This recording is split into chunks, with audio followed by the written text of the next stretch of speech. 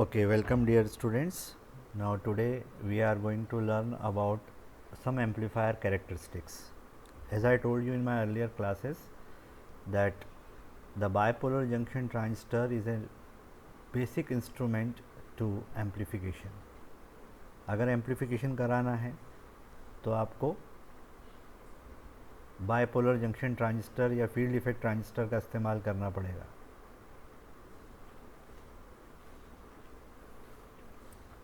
और जब कोई एम्पलीफायर आप बना लेते हैं कॉमन इमीटर, कॉमन बेस या कॉमन कलेक्टर कॉन्फ़िगरेशन में, अब आपको उस एम्पलीफायर को चेक करना है उसकी कैरेक्टरिस्टिक्स के आधार पर या उसकी फिगर्स ऑफ मेरिट के आधार पर. याद रखिए 4 तरह की फिगर्स ऑफ मेरिट होती है किसी एम्पलीफायर को जज करने के लिए. One you can call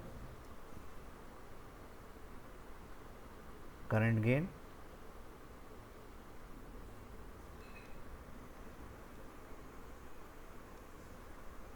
second you can call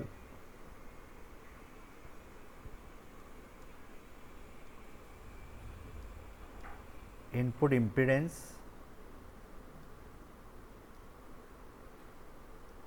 or you can also call it resistance for the time being, because no capacitive effects are taken into consideration. Third is voltage gain, and lastly for the time being output impedance or resistance. So these are the 4 basic amplifier characteristics or figures of merit on the basis of which we can judge the health of an amplifier, or we can compare one amplifier with another amplifier. But please see that these are not the only 4 type of characteristics. इसके अलावा भी होती हैं जो आपको future में देखने को मिलेगी. अब एक एक करके अपन सॉल्व करते हैं इनको. चलिए, तो सबसे पहला काम ये करेंगे कि हम एक बेसिक एम्पलीफायर का सर्किट बनाएंगे. अब बेसिक एम्पलीफायर का सर्किट बनाएंगे तो वो तो 3 में से कोई एक तरह का होगा. कॉमन इमीटर होगा या कॉमन बेस या कॉमन कलेक्टर होगा. कुछ इस तरह से दिखेगा.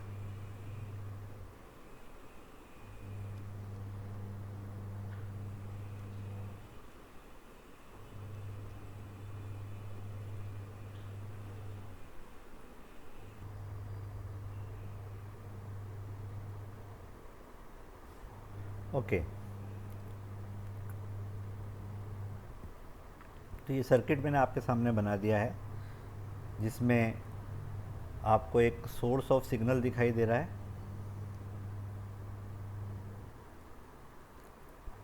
ये सोर्स ऑफ सिग्नल है, ये उसका इंटरनल रेजिस्टेंस है. इस नोड का potential with respect to ground VI है. ये आउटपुट नोड है, इसका पोटेंशियल डिफरेंस या potential with respect to ground VO है. RL is the load. ये हमारा लोड रहेगा. ये बेसिक एक रिप्रेजेंटेटिव सर्किट डायग्राम है एम्पलीफायर का. आप गौर से देखिए, इसमें जो बायसिंग सोर्सेज है वो हमने हटा दिए हैं using superposition theorem, because we are not interested in the biasing या बायसिंग से रिलेटेड जो करंट्स होते हैं, जो DC करंट और DC वोल्टेज होते हैं, उनका अभी हमारा इंटरेस्ट नहीं है. तो उसको हमने अभी ओवर शेडो कर दिया है, उसको ढांक लिया है, छुपा लिया है. So we are focusing fully on signal और उसका एनालिसिस.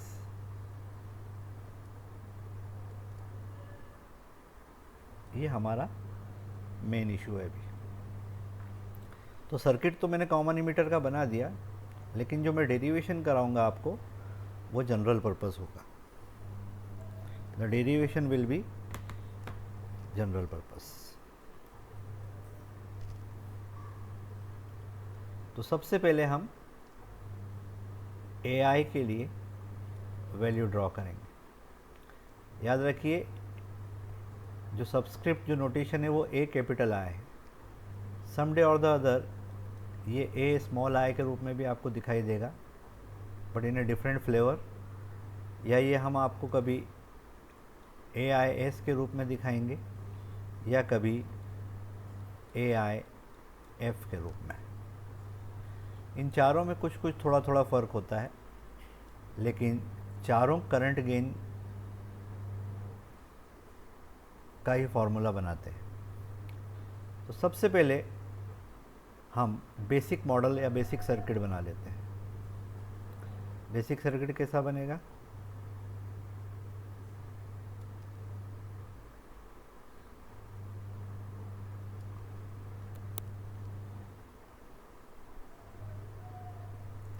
बेसिक सर्किट कैसा बनेगा देख लेते हैं।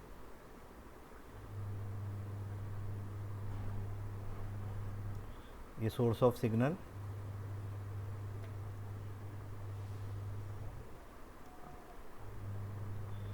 ये R S, this is V S as we all know. अब यहाँ से हमारा ट्रांजिस्टर एम्पलीफायर शुरू हो रहा है। मॉडल लगा देंगे।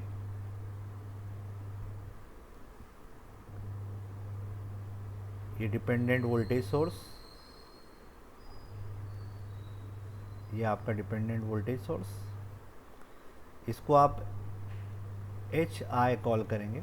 I am not deliberating writing ई और बी और सी, बिकॉज हम जनरल पर्पस फॉर्मूला बना रहे हैं।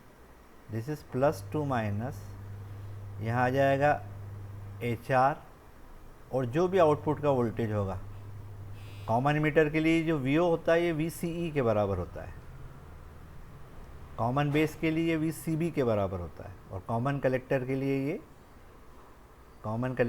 ये वी ई सी के बराबर होगा।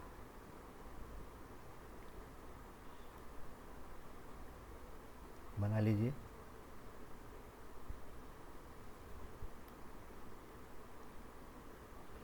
ये dependent current source, arrow will be from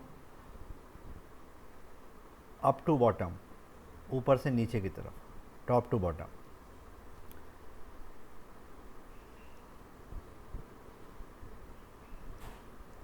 यहाँ पर एक रेजिस्टेंस बोल लीजिए या कंडक्टेंस बोल लीजिए, जिसकी वैल्यू कंडक्टेंस की एच ओ होगी। इसकी वैल्यू होगी H F I I. What is I I? I I is the input current flowing inside the amplifier.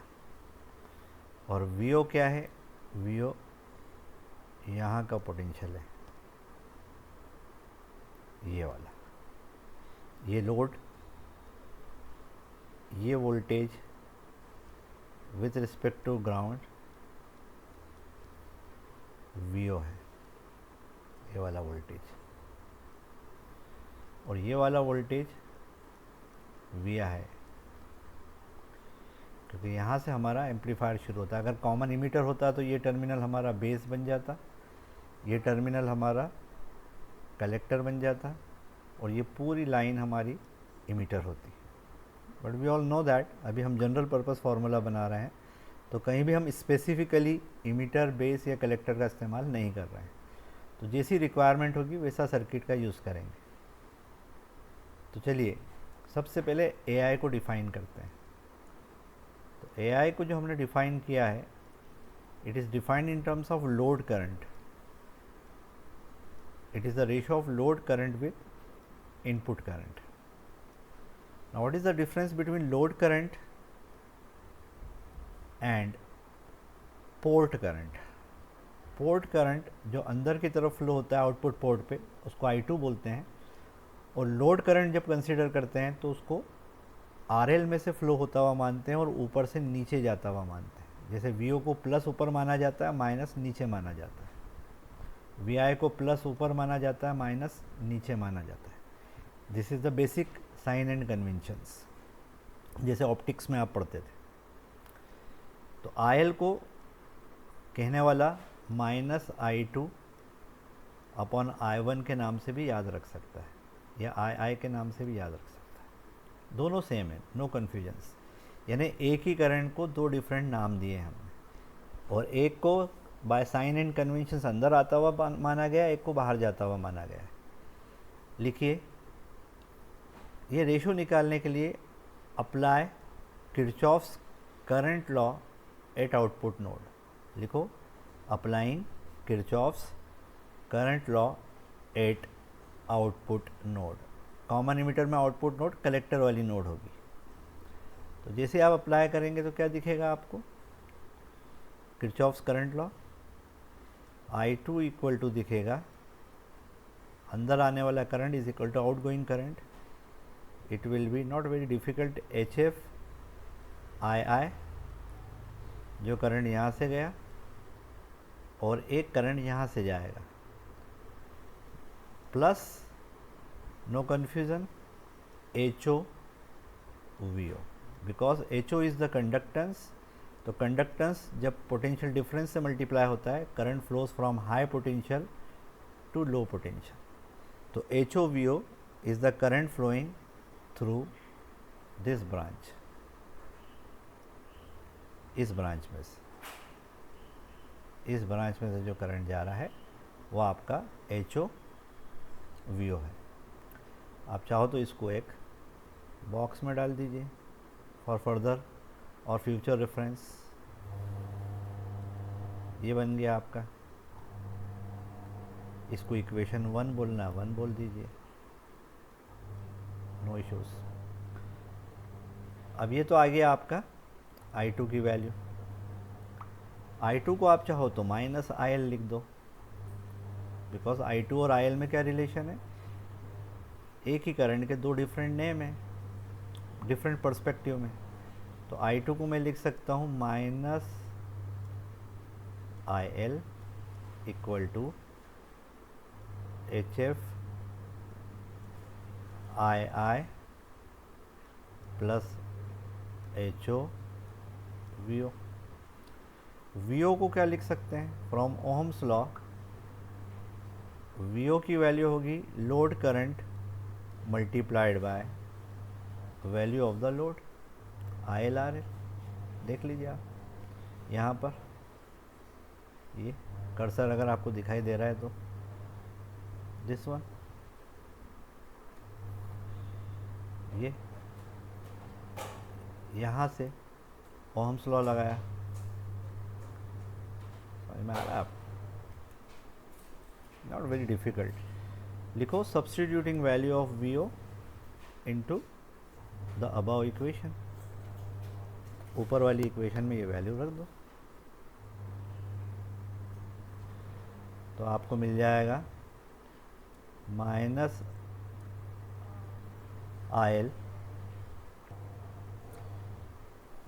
Okay, तो IL को या माइनस IL को हम लिख सकते हैं HF II प्लस HO, और VO के स्थान पर with full authority we can write IL dot RL।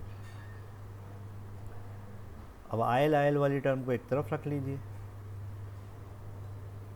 और रेशो निकाल लीजिए, IL का रेशो निकाल लीजिए II के साथ, सामने दिख रहा है, ये आएगा minus HF whole upon 1 plus HO RL, and this will be equal to our desired value of II। तो ये देख लीजिए, ये करंट गेन का सूत्र बोलने या फॉर्मूला बोलने ये तैयार हो गया इतनी आसानी से। इसको बॉक्स में डाल दें और इसको याद कर लें। तो IL upon II, load current divided by input current minus HF upon 1 plus H O R L. देखिए एच एफ अपने अभी अकेला इसलिए लिखा है क्योंकि हम जनरल फार्मूला बना रहे हैं। जब कॉमन इमीटर पे इसको अप्लाई करेंगे तो ये एच एफ ई हो जाएगा और नीचे वाला एच ओ ई हो जाएगा। कॉमन बेस पे इसी फार्मूले को अप्लाई करेंगे तो एच एफ बी और एच ओ बी यूज़ करेंगे, और कॉमन कलेक्टर में एच एफ सी और एच ओ सी यूज़ करेंगे। As simple as that. ठीक है, एक फिगर ऑफ मेरिट निकल गई। अब दूसरी निकालते हैं। जिस ऑर्डर में मैं सॉल्व कर रहा हूँ उसी ऑर्डर में आप भी सॉल्व कीजिए। Now second figure of merit, जिसको आप कहते हैं इनपुट इम्पीडेंस या resistance, denoted by capital R और बॉटम में आई। अब आर आई को हमने डिफाइन कैसे करा है, देख लीजिए। R I is the resistance as seen from this terminal. इस टर्मिनल से अगर आप झांक के देखेंगे तो जो रेजिस्टेंस या इम्पीडेंस दिखाई देगा आपको, या यूँ कहें सोर्स को, ये हमारा सोर्स है कंबाइंड, सोर्स को अंदर करंट धकेलने में जितनी मेहनत लग रही है या जो प्रतिरोध का सामना करना पड़ रहा है, रुकावट का सामना करना पड़ रहा है, वो है आर आई। और आर आई की जो डेफिनेशन है वो ये है, R I is defined as equal to V I divided by I I, V I divided by I I. अगर किसी तरह से ये रेशो हम पता लगा लें समहाउ, अगर ये मालूम पड़ जाए तो ऑब्वियसली हमको आर आई की वैल्यू मालूम पड़ जाएगी। तो देख लीजिए सर्किट, यहाँ पर लगा देते हैं किरचॉफ का वोल्टेज लॉ इतने इतने लूप में। तो जैसे किरचॉफ का वोल्टेज लॉ लगाओगे आपको यहाँ पे मिल जाएगा, मैं डायरेक्ट लिख रहा हूँ, आप देखिए, वी आई इक्वल टू, अब ये वी आई जो पोटेंशियल डिफरेंस है किससे मिल के बना है, ये बना है H I dot I I plus H R V O. ये है जो उसका अरिथमेटिक है कि जो भी आपने वोल्टेज लगाया वी आई के रूप में, वो अल्टीमेटली कहाँ बैठा हुआ है, एच आई आई आई में और एच आर वी ओ में। कंफर्टेबल है?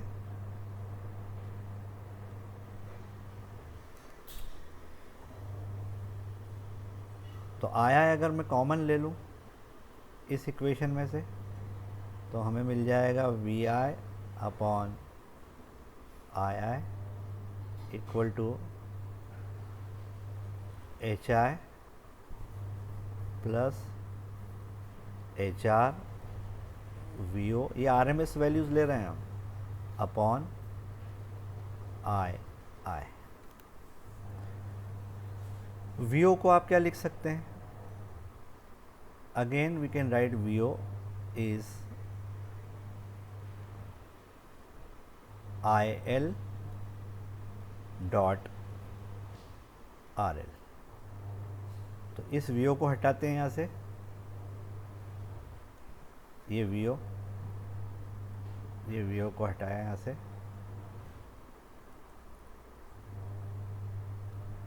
ये वी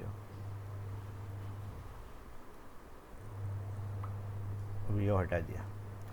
तो वी ओ के स्थान पर हम क्या लिख सकते हैं, ये वैल्यू ले जाके रख सकते हैं, ये वैल्यू ले जाके हम यहाँ रख सकते हैं, ये रख दी। अब जैसे हमने ये वैल्यू रखी तो यहाँ पर फिर से हमको आई एल अपॉन आई आई का रेशो दिखाई दे रहा है, जिसकी वैल्यू आप सब जानते हैं, I L upon I I we already know is ए आई। तो हमारा शॉर्ट एंड स्वीट फार्मूला बन गया, ये वैल्यू बन गई आर आई इक्वल टू, ये वैल्यू बन गई आर आई इक्वल टू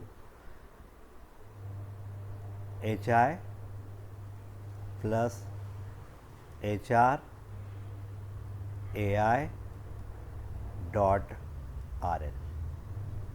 अब आप चाहो तो इसको याद कर लो, ये काय का फॉर्मूला बन गया, ये इनपुट इम्पिडेंस ऑफ एम्पलीफायर। अगर कॉमन इमीटर होगा तो एच आई ई यूज़ करेंगे, एच आर ई यूज़ करेंगे, कॉमन बेस के लिए बी और कॉमन कलेक्टर के लिए सी लगा के यूज़ करेंगे। टेबल 8.2 देखिए, उसमें आपको इन सब की वैल्यूज़ दी हुई है एच पैरामीटर की। तो दो चीज़ें तो निकाल ली अपन ने, अब तीसरी चीज़ निकालने जा रहे हैं,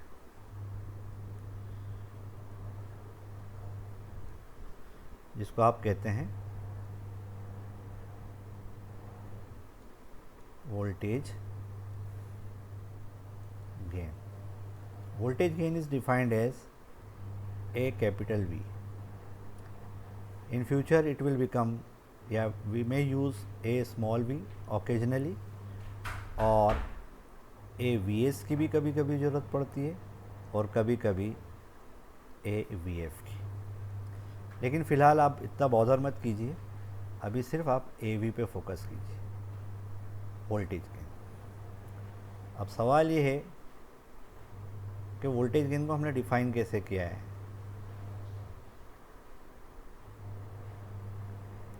धारा लाभ, वोल्टेज गेन को ऐसे डिफाइन किया है,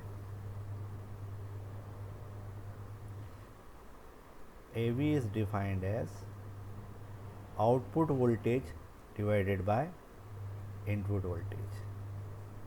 और इनपुट वोल्टेज कौन सा वाला लिया, वी आई लिया। वी आई कहाँ लाया करता है, ये देख लें, वी आई नोड है, इनपुट नोड, ये वाली, इसके अक्रॉस जो वोल्टेज आ रहा है वो वी आई है। फिर से सर्किट बनाने की ज़रूरत नहीं है, हम डायरेक्ट लिखते हैं।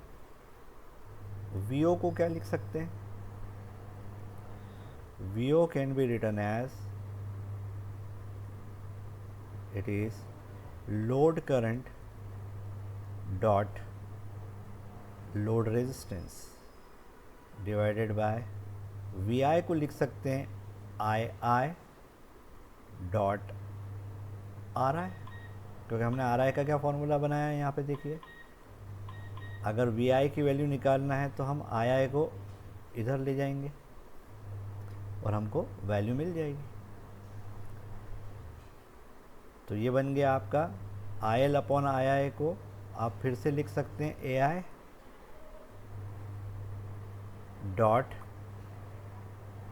Are L upon R I, ये फार्मूला बन गया ए वी का, ये ए वी का फार्मूला बन गया।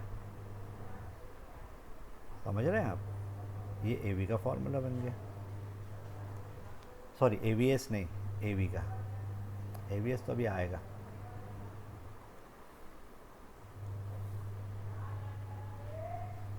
ठीक है, ए वी एस का, ए वी एस बाद में देखते हैं। चलो बता ही देते हैं, अगर ए वी एस हमसे कोई मांग ले कि नहीं भाई हमको ए वी नहीं ए वी एस की ज़रूरत है, तो डोंट बी बॉदर्ड, वो होता है V O output voltage divided by V S का रेशियो, जिन्हें सिग्नल पे जो हमने एक्चुअली अप्लाई किया था। पर हम इतना इलेक्ट्रॉनिक्स तो जानते हैं कि जो वी एस हम अप्लाई करते हैं एम्पलीफायर के ऊपर, वो पूरा का पूरा एम्पलीफायर को मिलता नहीं है, because this is the criminal.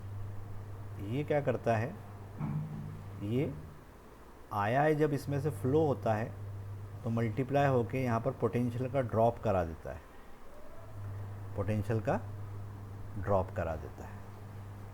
समझ में आ रही बात आपके, इस कारण से।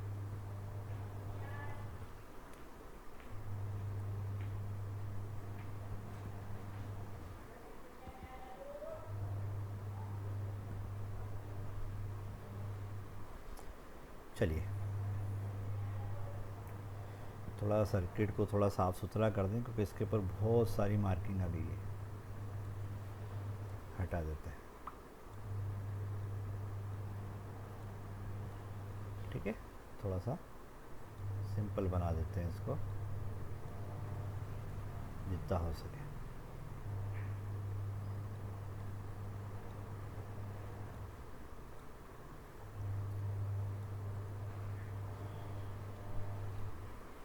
जो क्लटरिंग हो रही है उसको हटा दी मैंने, ठीक है दोस्तों। तो अब हमको क्या निकालना है, वीओ का रेशो, वीए का रेशो निकालना है वी एस के रिस्पेक्ट में, वी एस के रिस्पेक्ट।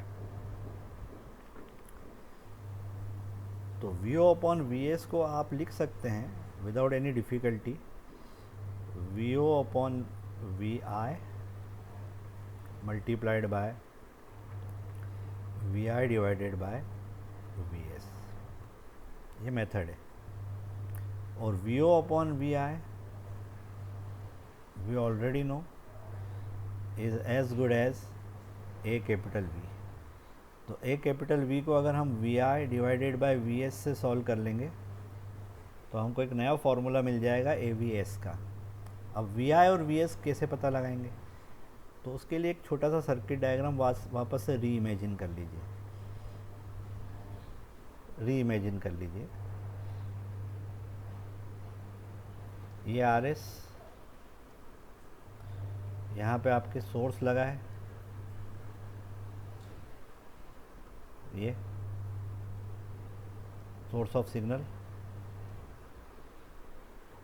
अब पूरा एम्पलीफायर फिर से बनाने की ज़रूरत नहीं है, इसके आगे जो हमें दिखाई देता है उसका हमने एक इक्विवेलेंट निकाल लिया है जिसको हम कहते हैं आर आई। बाकी इनर डिटेल्स में जाने की ज़रूरत नहीं है। आगे एम्पलीफायर में जो भी हो, पर सिग्नल को या सोर्स ऑफ सिग्नल को तो आर आई दिखाई देता है, और यहाँ से जो करंट फ्लो होता है वो आई आई होता है, और यहाँ पर जो वोल्टेज आता है प्लस टू माइनस वो वी आई होता है। तो हमको क्या निकालना है, वी आई और वी एस का रेशो। तो गौर से देखिए, आर एस और आर आई एक दूसरे के सीरीज़ में है। जब दो रेजिस्टेंस एक दूसरे के सीरीज़ में होते हैं लाइक दिस, तो हमने अपनी पिछली क्लासेस में पढ़ा है that voltage divides in series, यानी इसके अक्रॉस हमने एक फुल वोल्टेज वी टी के रूप में लगा दिया, वी टोटल, और इन दोनों में से सेम करंट फ्लो हो रहा है, you can call it I या वॉट एवर। तो इसके अक्रॉस जो पोटेंशियल डिफरेंस आएगा वो V1 आएगा, और इसके अक्रॉस जो पोटेंशियल डिफरेंस आएगा वो V2 आएगा। Agreed? Plus two minus and plus two minus. अगर आप छोटा मोटा मैथमेटिक्स या इलेक्ट्रॉनिक्स यूज़ करोगे तो आपको पता चल जाएगा कि V1 की वैल्यू होगी total applied voltage multiplied by R1 upon R1 plus R2। ये कहलाता वोल्टेज डिवाइडर थ्योरम। और V2 की वैल्यू आएगी current divides voltage divides in the direct ratio. V2 की वैल्यू आएगी V टोटल, जिसके अक्रॉस निकाल रहे हैं R1 upon total serial resistance R1 plus R2। ये लॉजिक अगर आप यहाँ लगा दें इस सर्किट में तो कोई बहुत बड़ी बात नहीं है कि V I upon V S को इस तरफ ले आए टोटल वोल्टेज के रूप में, तो ये हो जाएगा are I upon R I plus R S. ये जो वैल्यू आई इसको उठा के आप सब्स्टिट्यूट कर दीजिए, इस वैल्यू को सब्स्टिट्यूट कर दीजिए, यहाँ से ले चलिए उठा के, ये लेके चले अपन इसको, यहाँ से इसको ले जाके कहाँ रख सकते हैं आप यहाँ रख सकते हैं इसकी जगह पे। V I upon V S की जगह पे। Agreed? V I upon V S की जगह।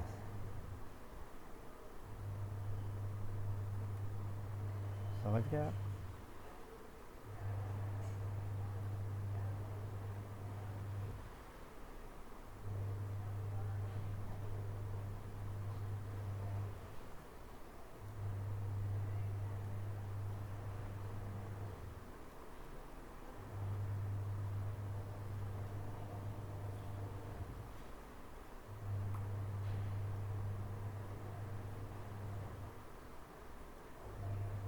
ठीक है, तो ये आपका फॉर्मूला बन गया। ये वी आई को हटा दो यहाँ से।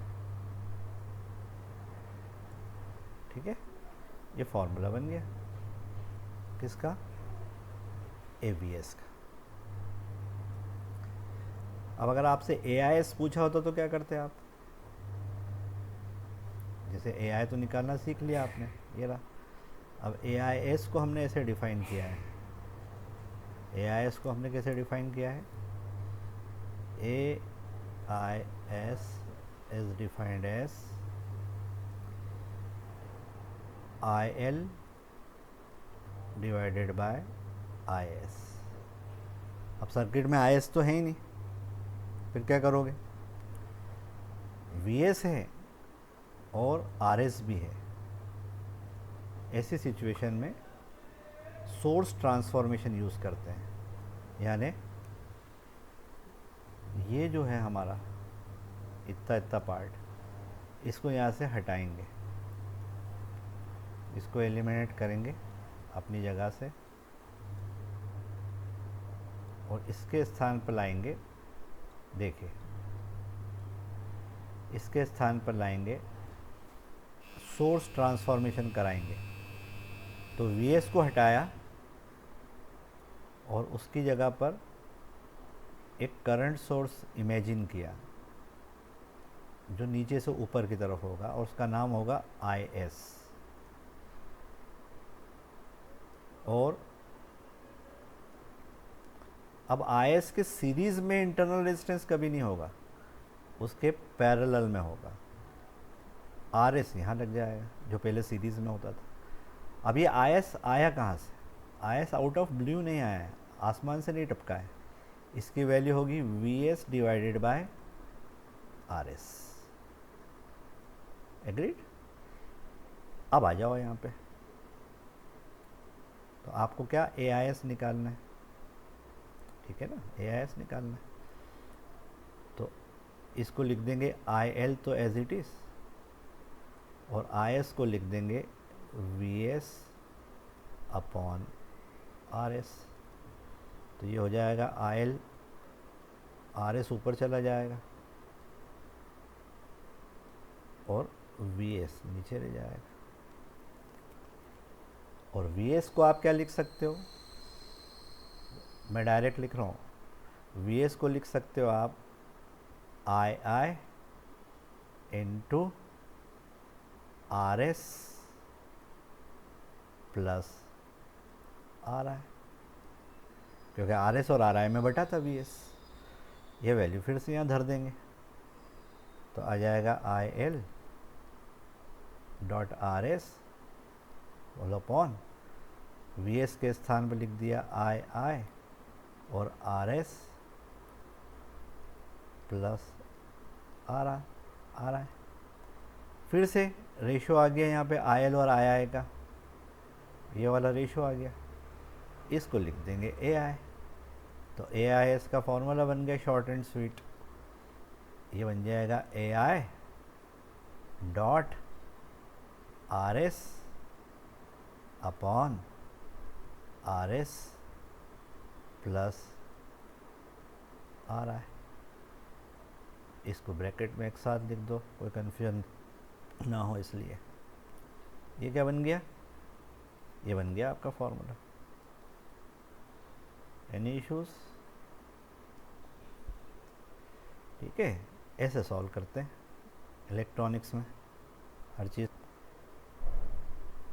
अब last but not the least for today's lecture, हमको टू फाइंड RO। एक काम करते हैं, सर्किट फिर से बना लेते हैं, या ऊपर वाले सर्किट को फिर से दिखाते हैं आपको, थोड़ा क्लटरिंग दूर कर दें।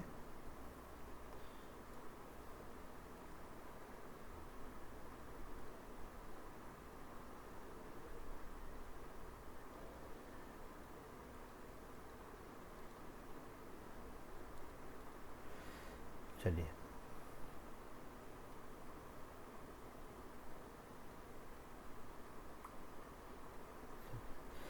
तो फिर से सर्किट बनाते हैं। यहाँ पे लगा दिया हमने सोर्स ऑफ सिग्नल, ओरिजिनली जो दिया था आपको Vs, और यहाँ लगा देते हैं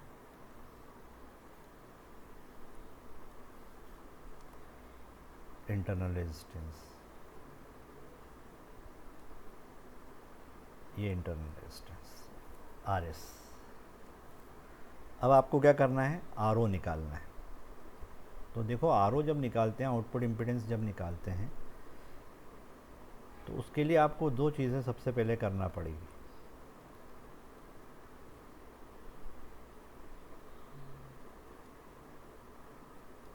दो चीज़ें करना पड़ेगी। नंबर 1, एलिमिनेट, हटाइए। किसको हटाना है, एलिमिनेट RL। नंबर 2, रिमूव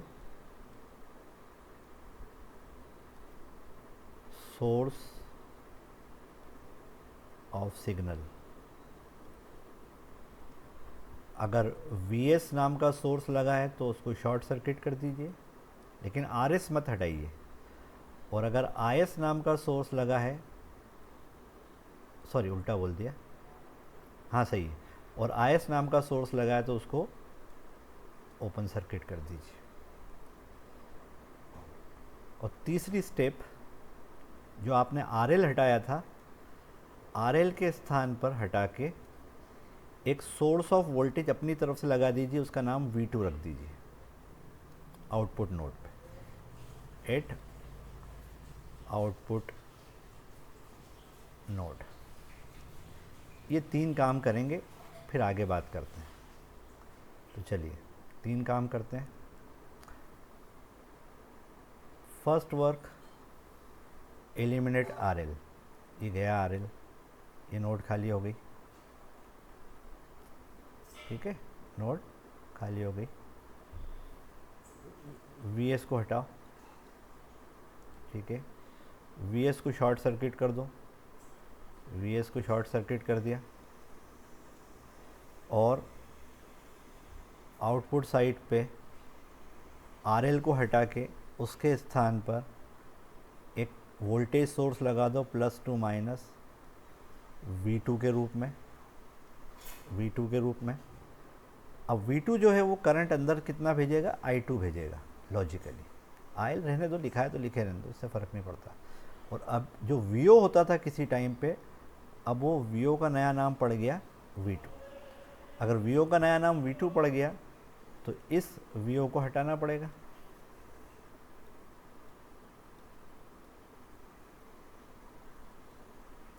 इस VO को हटाना पड़ेगा, और VO के स्थान पे लिखना पड़ेगा V2, क्योंकि जो भी आउटपुट वोल्टेज होता है वो कहाँ, HR के साथ मल्टीप्लाई होकर रिफ्लेक्ट होता है इनपुट साइड पे। Agreed, agreed. अब RO को डिफाइन कैसे किया गया है, RO is as seen from this side and it is the ratio of V2 divided by I2। I2 और V2 का रेशियो अगर आप निकाल लिया आपने, तो वो बन जाएगा RO, RO, ठीक है।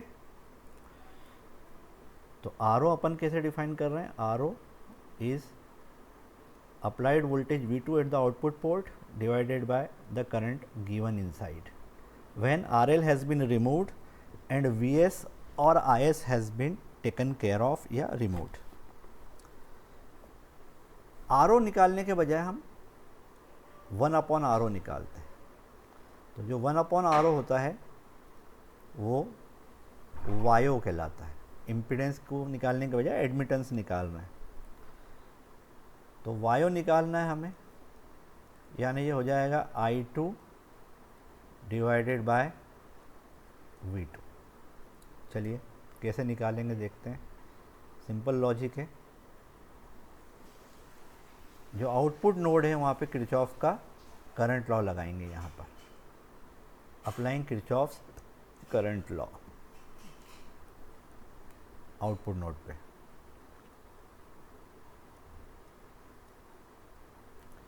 ठीक है, आउटपुट नोड पे।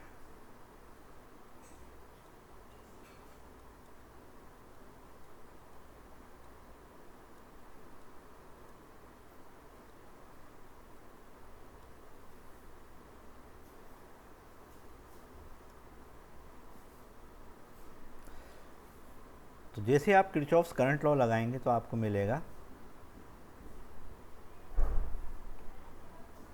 I2 इक्वल टू HF_I1 या II प्लस HO_V2, क्योंकि अब V2 वोल्टेज नाम रख दिया VO का हमने, तो इसमें लिख देंगे I2 इक्वल टू HF_II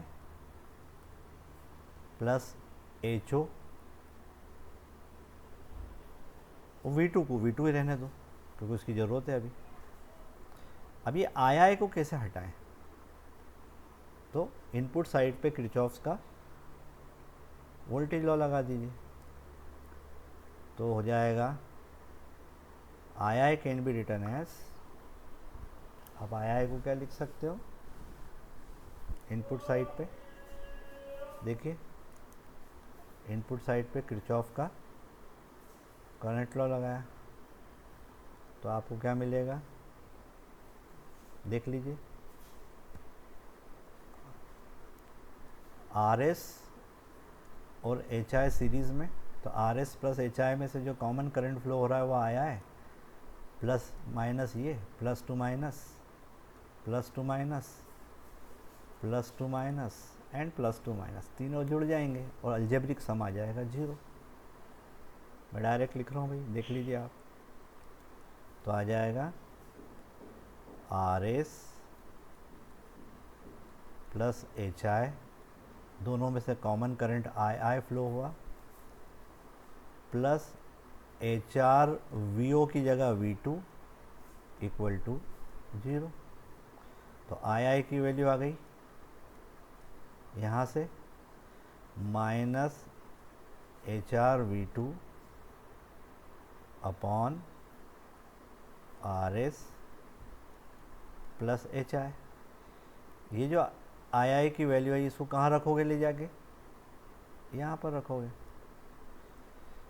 हो गया सॉल्व। चलिए जो पुराना लिखा हुआ हटा देते हैं, ठीक है ना, ये हटा दिया। तो अब हमको मिल जाएगा I2 इक्वल टू HF और II के स्थान पर लिख दिया minus HR V2 upon RS plus HI plus HO V2 common ले लो और I2 और V2 का रेशो निकाल लो। मैं डायरेक्ट लिख देता हूँ, टाइम बचेगा। I2 upon V2 equal to आ जाएगा HO minus HF dot HR इतने इतने के अपॉन में RS प्लस HI, और ये बन गया 1/RO या वायो। जब ज़रूरत होगी इसको उल्टा कर लेंगे तो हमको RO की वैल्यू मिल जाएगी, और इसकी यूनिट्स होगी मोह या सीमेंस, जो अच्छा लगे आप, और सिम्बॉलिकली उल्टा मोह, उल्टा ओहम। देख लीजिए भैया, आउटपुट इम्पीडेंस निकालने का तरीका भी हमने आपको सिखा दिया है,